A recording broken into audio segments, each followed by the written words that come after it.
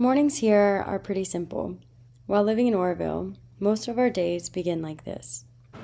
Waking up, making the bed, stepping out onto the terrace, observing the peace and nature surrounding us, and starting the day with some warm water. Drinking warm water first thing in the morning can support digestion and gently wake up the system, something I've learned many times from many people while living in India. Before heading to our first session of the day, Kalari, I always tape my toes. The floor in the Kalari pit is quite rough, and over time it really breaks down the skin, especially on the big toes, causing a lot of tearing. So taping them becomes pretty essential. Now ready to go, we make our way to Kalari Gram for our first session of the day, which is about 15 minutes by scooty through Auroville. On our way to Kalari!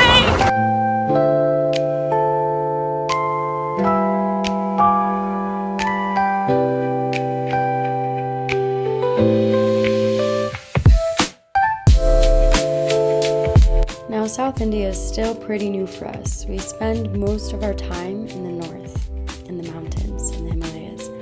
But we came here mainly to practice, to learn, and to experience something different.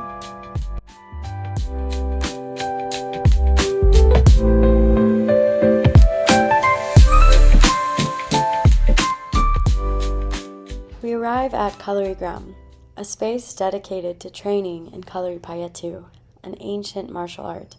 This center offers different programs and opportunities to go deep into this traditional practice. Looking at the carvings and details around the space, you can see this art form depicted. As part of the traditional practice, we apply an Ayurvedic oil before training. It helps the body release heat, supports the joints, and allows the herbs to absorb into the skin, both for recovery and performance.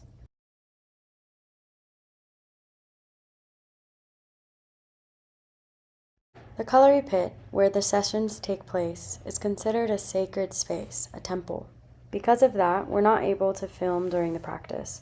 Nonetheless, here's the space, 4 to 6 feet in depth and completely silent, except for the commands of the guru or teacher. Here we are just after finishing, covered in the clay and red earth. It's a very physical practice, and you're constantly interacting with the ground through jumps, squats, and kneeling movements. It's so energizing and empowering. We always step out of sessions feeling such a strength in our bodies. Quick check on the tape on my toes. Pretty clear why I need it. After every practice, we wash the clay and dirt off our bodies before continuing the day. You see the staining on my knees? It basically became a permanent feature while we were here. Now somewhat clean, we're ready to head to our favorite juice spot, where a lot of the students gather, especially after weekend sessions with Guruji. Those sessions are the most intense. Fresh juice, something light, just to get a bit of energy in before our first meal. You can find fresh juice for about 50 cents to $1 almost anywhere in India. It's so amazing.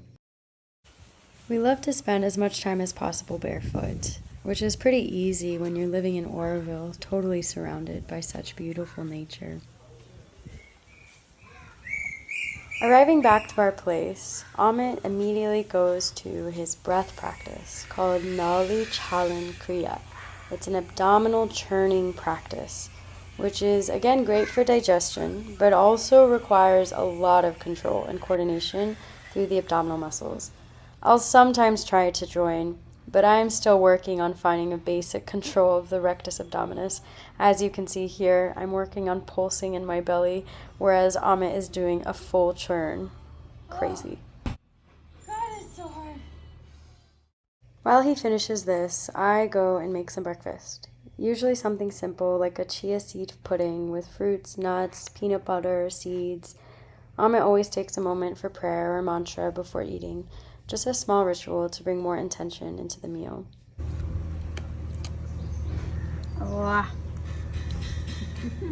This afternoon, we had a nice walk towards the Matra Mandir, which is one of the central landmarks of Auroville. We didn't go inside, but even from the outside, it's pretty striking. This golden structure, the nature, and the red earth. Lunch we also like to keep simple with whole foods like vegetables, eggs, whatever's quick and works for the day.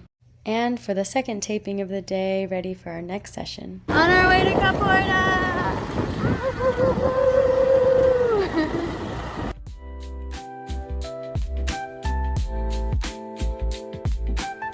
Here we are entering Auroville's regenerated forest area, which has been restored and cared for by the community over the past several decades.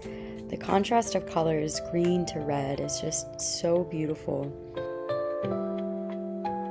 Arriving now at Deha Shakti, which is a outdoor and indoor gymnasium predominantly used by the kids of Aurovillians, but we have the opportunity of going 3 times a week after hours to attend our capoeira practice.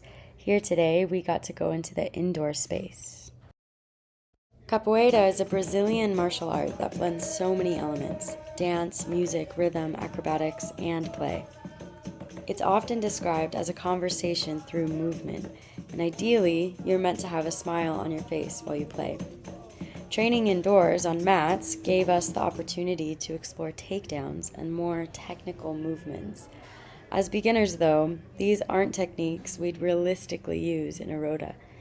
They require a high level of timing, precision, and control, which is why you'll typically only see more experienced practitioners apply them effectively. Quick check on the toes. Again, you can see the need to tape my toes. And finally, we come to our final singing session for the end of our practice. This is something we would do almost every practice session of capoeira. We would finish with singing together different songs, Brazilian songs that are all in the language of Portuguese. Here we're singing Adeus, which means goodbye. So this is our final song to end the full session. And before we part ways, we do one of my favorite things here.